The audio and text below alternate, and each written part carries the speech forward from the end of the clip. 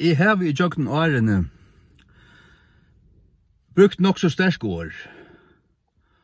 Og som rocknet her som her han, her som tog først King James, han bannast. Altså, han bannast.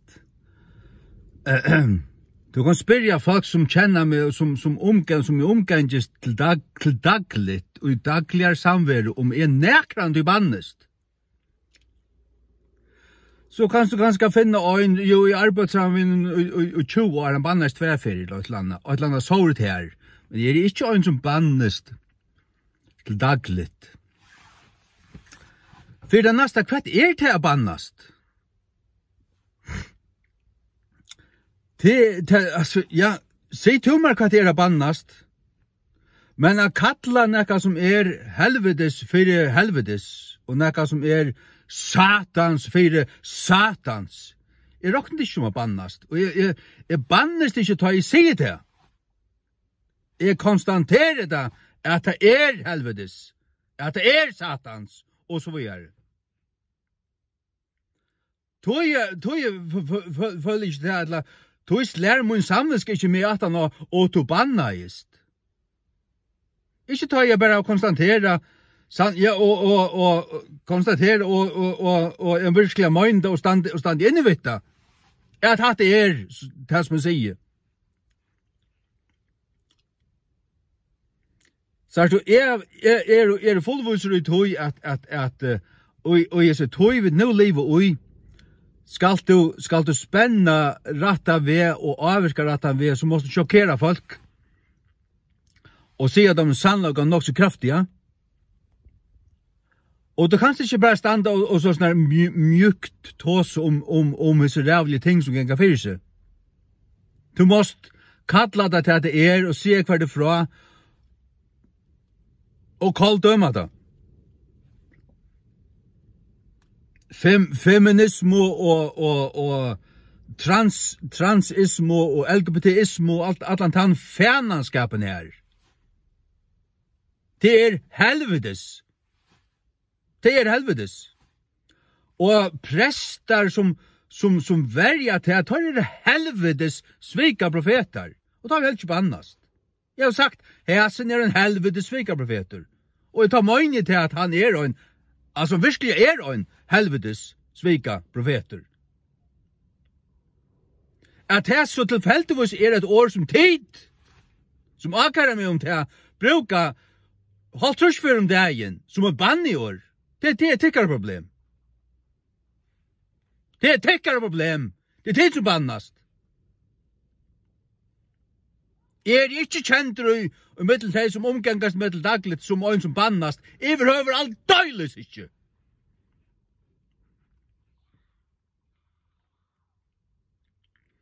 Og de ting som jeg har kallet helvedes, og satans, jeg vet ikke om jeg har brukt noen år omfrande, men helvedes og satans har vi brukt avfætlig ofta, om det som helvedes og satans.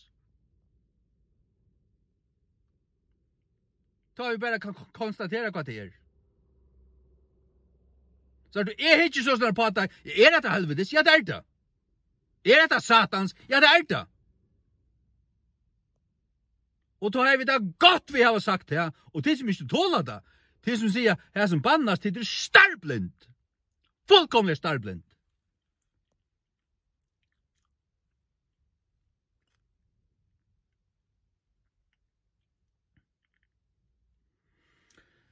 Det så satanisk som det kan være at og Jesu navne, men vi falkalighet og mjukhøyt og silighet og atlundhøy og Jesu navne forsværa det som satanisme.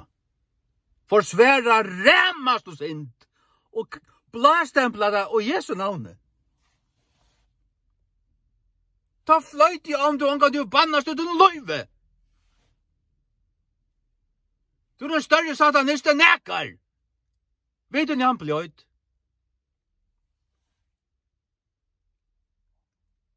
Men en som stutat og stendte bort med det og kallat at det og kalldømmet det som satanisme. Det har vi etter funnet vi å være. finnaste slag. Og det som så att det inte rumma det inte kunna förstå det eller något som helst. Det tycker problem. Och det måste bara vara. Det är inte mot. Det tycker det oss om. Det är allt landet oss om.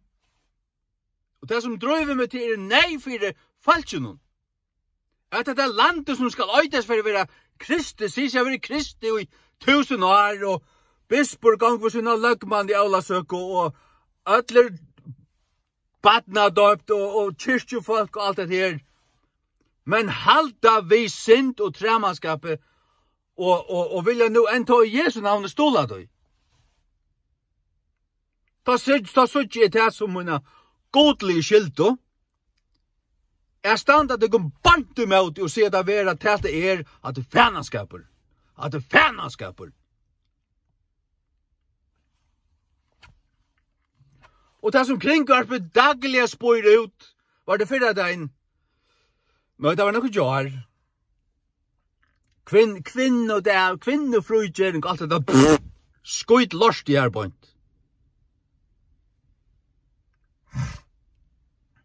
Feminisma så satanisk som hon kan vara till god. Hever sagt det att konan ska vara undergiven mannen hon. Han visar i sin år att hennes plats hemma vid hus som en passar av bötnen. Och mansens plats att vara försörjare och hötter som nägna huset. Konan ska undergiva sig han och akta han. Och då gånger man sticker med det. Och det är färnaskaper. Jag koppar tog som god har sagt hur det ska standa. Jag koppar tog jag hötte. Det är göra satans arbete. Tid av kringbarpen och när satanister. Min stol har det inte. Kalldömet det kon. Jag kallar det några satans bost. Och alla så konar det tala in. Alla så rättsaka dävlarna. Östning kringbar. Jag hittar inte det i vigelång. Det brukar halvan timme fram vid kjölnarpen här. Så har vi spilt en halvan timme. Och jag har inte tog jag spittla.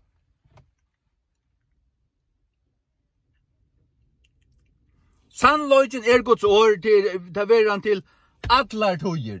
Det søjan og man gör det man för att göra konna till man och göra konna till försörjare och hon skulle ha såna karriär och andra skulle passa huset och man skulle bara bläcka bötten och stån och allt det. Och man gör det allt flatt.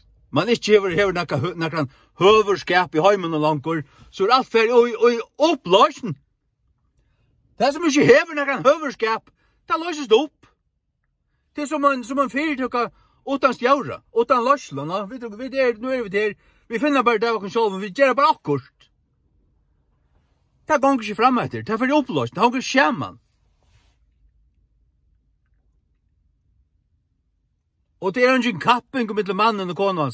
Det är mansens plats att vara lojare. Ingen rastkikare med vår finnes ju ut i är att lojare än akkurat konan. Ingen.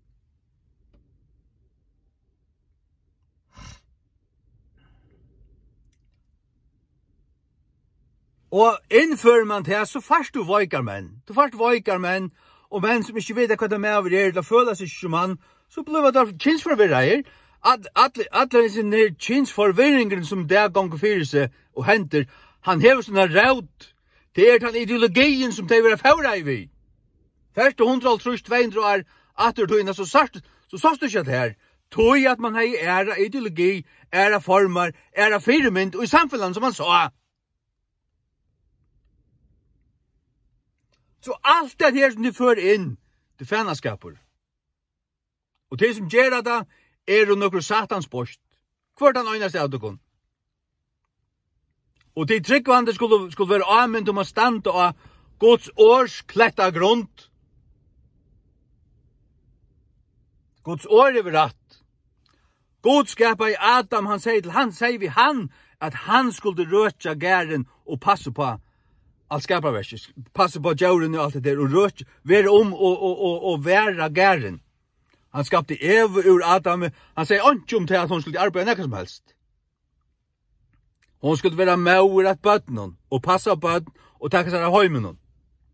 Och det är det att du särst, då det kommer ut i bröven i Nya testamentet till anmänningar om det att konar ska vara undergivna sin man och mävren ska vara en som ständer väl för sin ägno och han ska försörja, ger han inte det så är han värjen av vantryggvande och konar skulle täcka sig av det dagliga rakstrunnen av heimen, men det är inte lojarar. Tog jag Paulus skriver att en äldste och en äldste ska vara en som väl ständer fyra sin egna heime. Så mansens plats är att standa fyra, det är stora. Jag har valt det.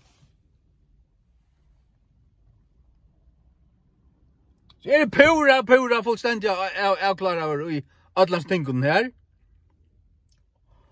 Och kalla fännaskap för fännaskap. Fännaskap är tar man ger fännans arbete. Och ger man det ända i Jesu navn som man större fän än näkar annar. Och det har vi sagt, över 200 för är störste fän av tvåimon böjnon och i färgen i det till Jekvan Fryksson.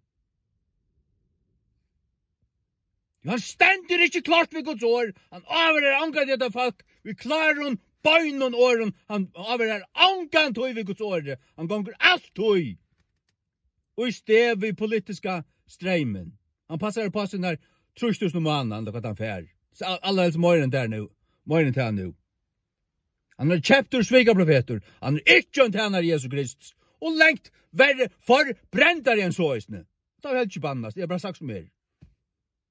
Jag synes det som fullständigt på plats att tåsa akkurat som ett tåse. Bara nu om ett ting. Vi är folk som kallar sig kristna, men nu är vänt gode längst sedan i bättre. Fullständigt på plats. Det är väl stinkande hycklaroi jag bära steg och ta som andra ting än de aktuella tingene. Och spalt hampelier och passa på sitt egna skinn. Stinkande hyckl.